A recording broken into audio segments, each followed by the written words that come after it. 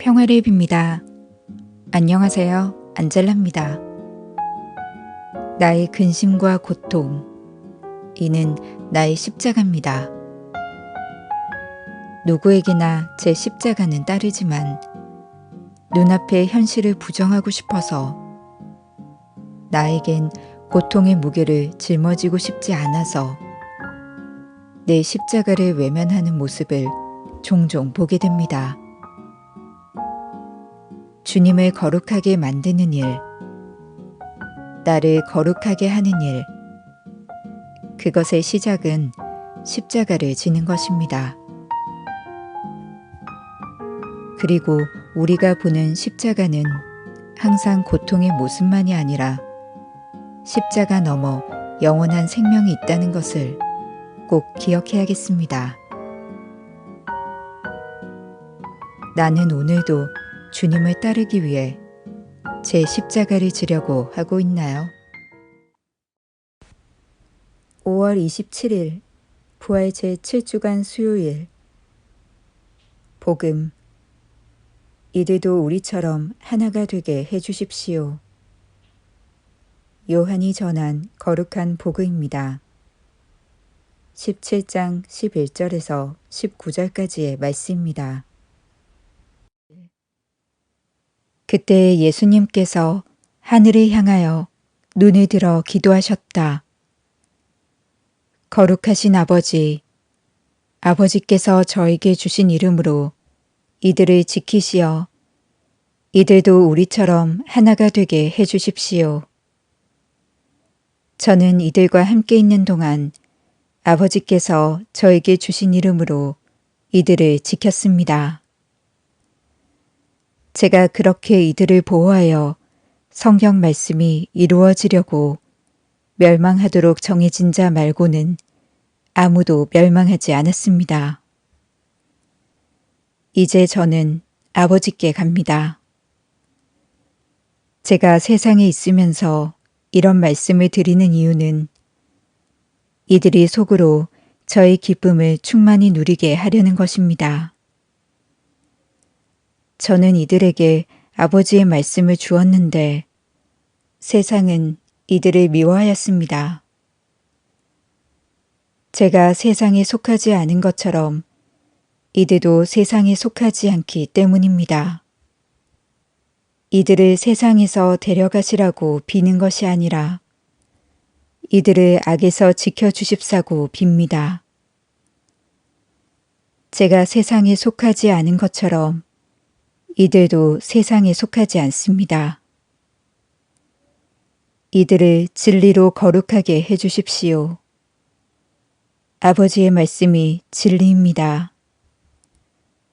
아버지께서 저를 세상에 보내신 것처럼 저도 이들을 세상에 보냈습니다. 그리고 저는 이들을 위하여 저 자신을 거룩하게 합니다.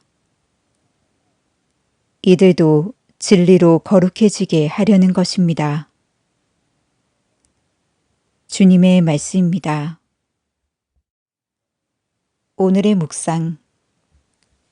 하나가 되게 해달라고 기도하시는 예수님의 모습에서 우리 사회의 애잔한 갈라짐을 묵상합니다.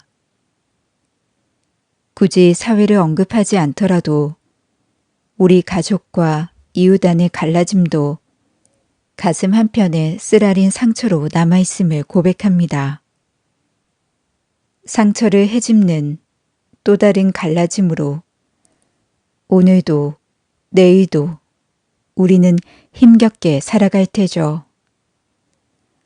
언제 상처가 아물까 늘 기다리고 매달리고 기도하지만 아물기 전에 짓물러 터져버리는 상처로 오늘 또 울먹거리기도 합니다.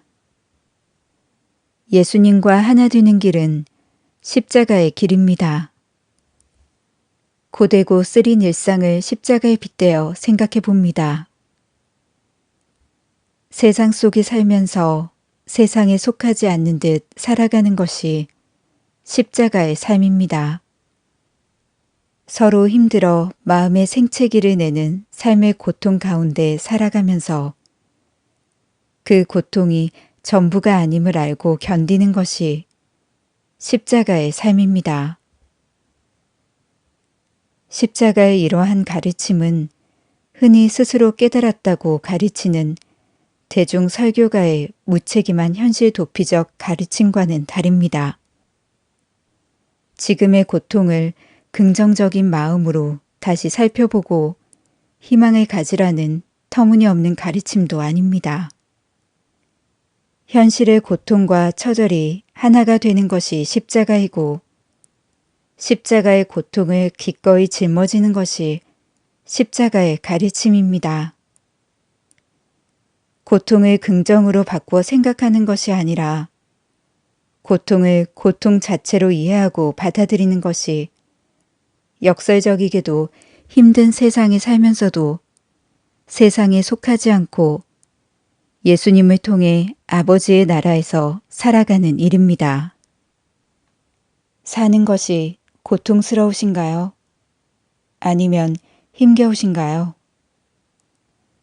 고통스럽고 힘들면 그렇다고 크게 외치고 도와달라 손을 내밀어 보세요.